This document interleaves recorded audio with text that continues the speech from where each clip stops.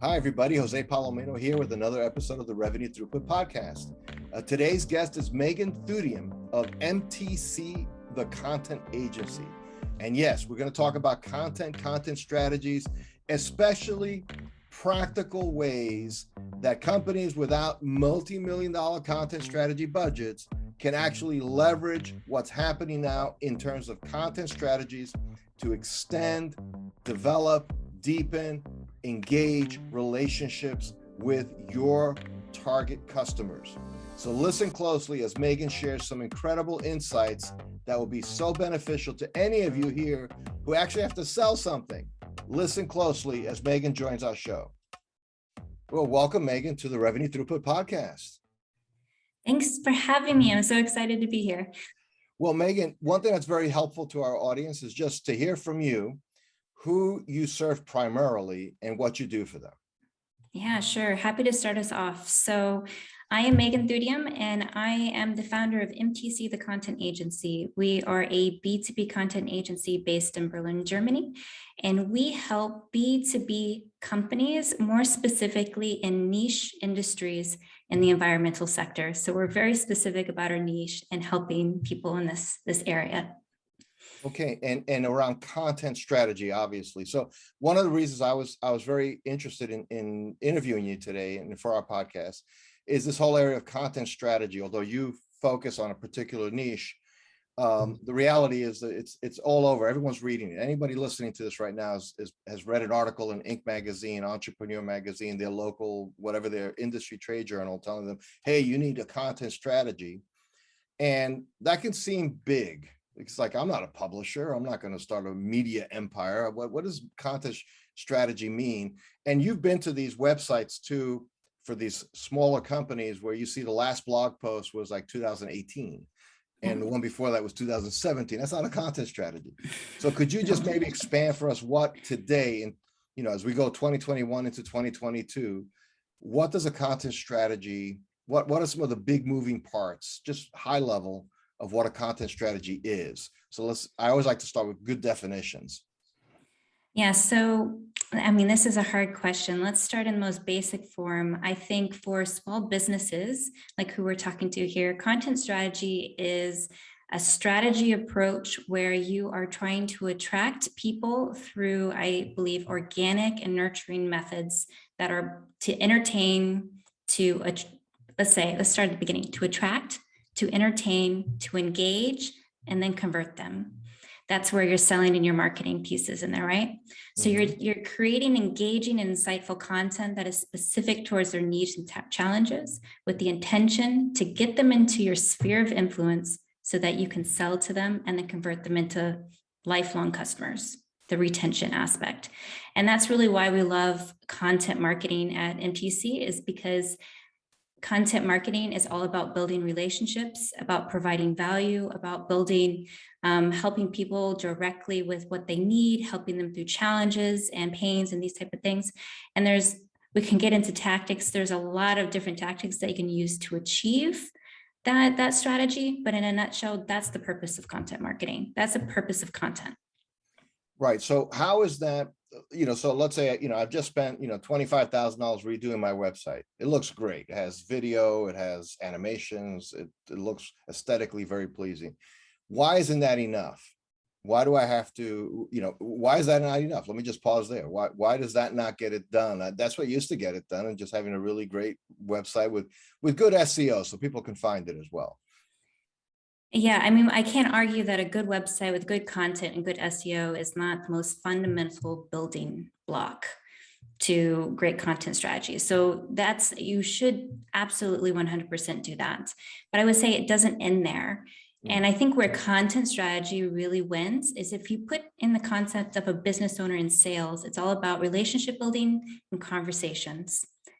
Content sparks those conversations. So just like if you put up a website with absolutely no conversation around it, just some talking points, and never improved it, never engaged with it, never continued the conversation, how could you have more conversations that could then lead into sales? So maybe if I put this into a sales perspective, blog editorial content, if you're continuing to put outstanding content on your website that having conversation starters that will eventually lead to sales, which is your ultimate goal. Hey, pardon the interruption. It'll just be a beat. We want to tell you about something that's really exciting, and it might be very exciting to you if you're the owner, CEO, leader of a B2B company, roughly with $2 to $20 million in revenue, and you feel a little bit stuck. You know what I mean? Sales are a little flat, maybe even declining, challenged. Margins are being squeezed. Sales cycles seem to be lengthening, and lead flow is uncertain. We've designed a program based on over a dozen years of us doing exactly this for many B2B companies. It's called the Competitive Edge Program. And you can learn more about it at valueprop.com/edge. Tells you all about the program. It's a 90-day program, really focused on helping you sharpen your value proposition, aligning your value delivery, making sure your marketing program is doing what it has to do if you're in B2B, which is generate opportunities, and make sure your sales process is tight so that you can convert those opportunities into sales. So with that note, let's get back to an exciting episode of the Revenue Throughput Podcast. Right. So the idea of continuing to develop new content, like you mentioned, blog posts and certainly white papers, case studies, and so on. That can often feel to companies that aren't, let's say, an Oracle and SAP, which have, myriad number of people whose only job is doing that, right? But normal sized businesses, quote unquote, the SMB mid-market category, companies between 5 and even 50 million, don't generally have resources to do this regularly. How can they get their heads wrapped around, like, what's enough? What should they be looking to model themselves after the big corporation? Like, you sell to GE, so our content should look like GE's. What's a realistic goal to aim for? So in my perspective, we work with a lot of small businesses, a lot of startups actually too. So we get this question a lot, and I like to start them on basically two paths. The first path is when they're just starting with content strategy, I like to start them from the top of the funnel, from the bottom of the funnel to the top of the funnel. So what that means is we're prioritizing, right? You have a lot of other things to do in your company. You can only write so much content. And you're not one at Oracle where you're like pushing out hundreds of pieces of content a month. So start strategically where you are writing on needs, challenges, questions that people are asking before they reach out to the sales team to start a conversation with you.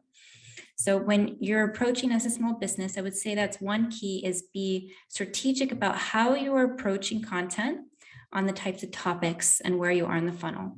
And then number two is I would be strategic about where you're focusing your attention. You're not Oracle where you can be on every single channel and have every single type of content be everywhere and every time. Think about your company. Where is your audience? Where are they hanging out online? And just narrow into maybe 2 channels. So for example, I usually like to tell people your website content, your blog content, and then at least 2 social media, and maybe some exploratory type of content channel like a podcast or webinars or something. And that's it. Get good at it, do it well, attract the audience, and then build out from there. Wow. So I love the idea of starting at the bottom of the funnel. And it I think about it as like kind of a sales veteran. I'd like some good tools to help me. If I'm having good conversations with clients already or prospects already, then you put it needs, challenges, and questions. They have all this stuff going on in their head. They may not tell me about it. I'd love to have some content support to help me with that. But now somebody listening says, well, wait a second, but man, I'm just not a good writer. I've tried hiring them before, but they just don't understand our industry. There's a lot of challenges to get there, again, unless you're really putting big budget and a dedicated department together, which is not realistic in the small to mid market. So how do you overcome I'm not a great writer? You can give everyone, there's billions of copies of Microsoft Word. Not everyone became Hemingway, right? So like, what do you do with that? Yeah. So we actually specialize in this because we work with these B2B niche companies that are very technical and very specialized. And as much as starting to understand this industry of sustainability, it's a huge topic and I will never be an expert in all the little topics. So how we approach it with our customers and how I also coach, for example, they could do it internally, is hire a marketing person, like a content marketing manager, who has this acquisitive hat. So they understand how to ask the right questions. They know how to structure conversations. In the marketing industry, we like to say, they're a journalist. So they kind of have that journalist approach. And so like the majority of their job should be sitting down with sales on a continuous basis, customer service, the uppers in your organization, sitting down with them and brainstorming topic ideas with them, having them speak, asking them open-ended questions to develop those ideas. And then for each individual's piece, actually going through the process of walking them through questions to gather that information from them, because they're the brains of the company, and then transcribing it. So making sure you're recording it, making sure you're transcribing it, and then you as a marketer, because they're not so comfortable in writing. Like you said, you are the expert in writing. You're the marketer internal. You take all that great expertise you pulled together and make it into something beautiful. That's your job. Okay, wow. So that's written content, right? And of course, we know we go from a blog post, you have 500-word blog post to your 2,000-word treatise blog posts, white papers, case studies, things like that. Do they all have to be as big and dense as that, or is it just making sure you're covering some of those bases at all is valuable?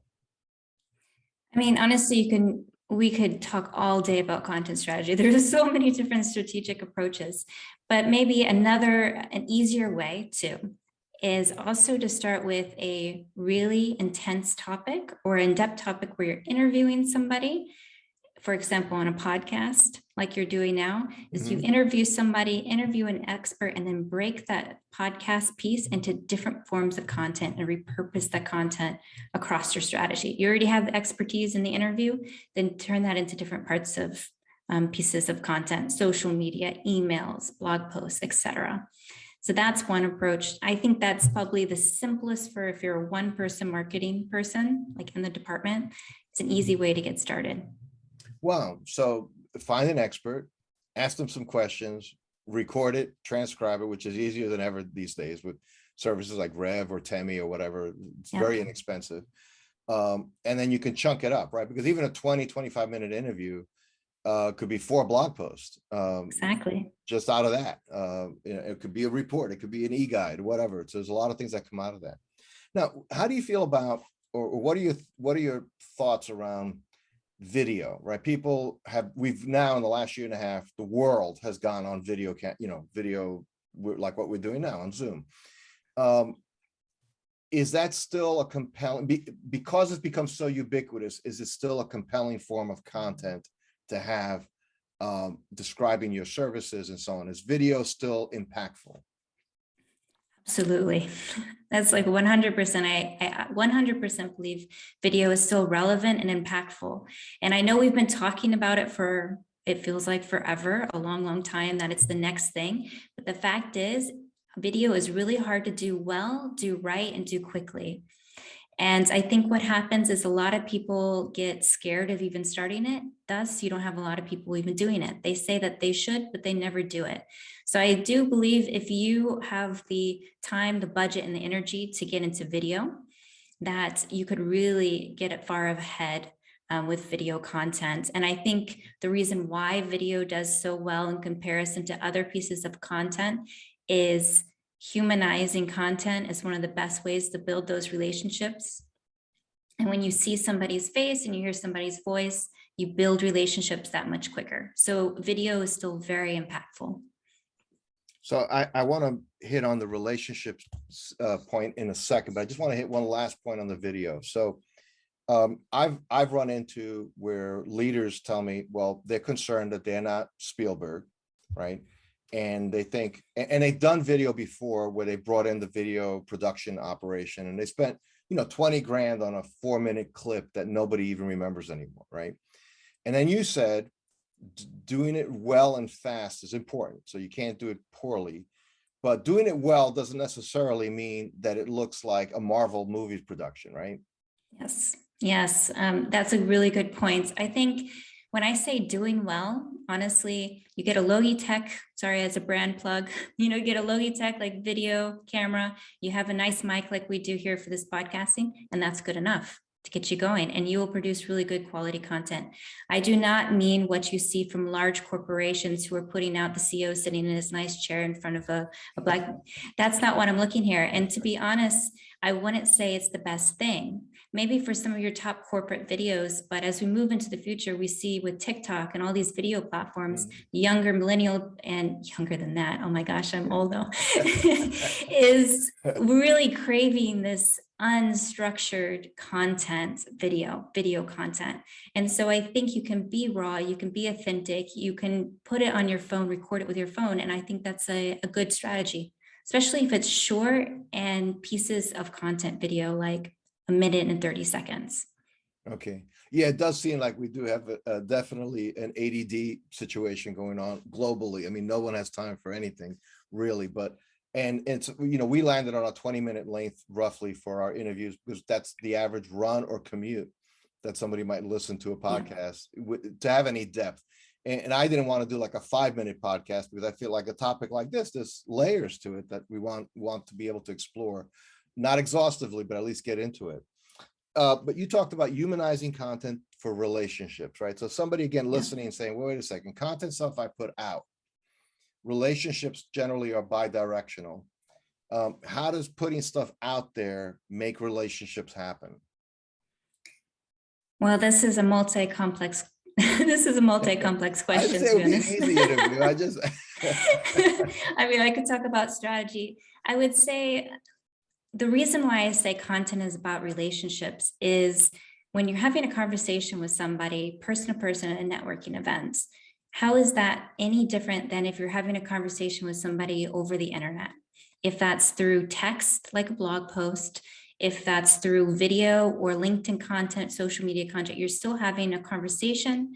You're still putting your brand out there. You're putting your personal brand out there, which so that people can like and trust you and know who you are. They resonate, they learn something from you. So that's kind of the same themes are hovering around how we create relationships as human beings can also be done through content through this dimension of the internet. And we know that it works because if I was to quote, okay, how well does long-term strategies like content creation do for brand building, for lead generation? I mean, the metrics are there on how they help companies in the long run. Also, that is cheaper in the long run, and it definitely contributes to revenue. Right, but it's different than a straight up, let's say, lead gen strategy where I'm going to hit this many people on LinkedIn. I'm going to make this many phone calls. That's a sales process, which, by the way, there's a lot of pressure now to say even that's not going to work much longer at all, because nobody wants, I mean, I get a phone call. If I don't recognize the number, I'm not answering it. Just that's it. That's my default setting. Don't answer a number I don't know. So content takes longer. But yes. It seems, if I'm hearing you correct, but it goes deeper. It goes deeper, and it's about actually having a conversation, where I think the traditional sales lead gen process is very, from a marketing perspective, is very one-sided. You're pushing out messages, you're getting them to come into, you're sending emails to them. On social media, you are curating conversations. You are encouraging them to be part of the conversation by asking a question.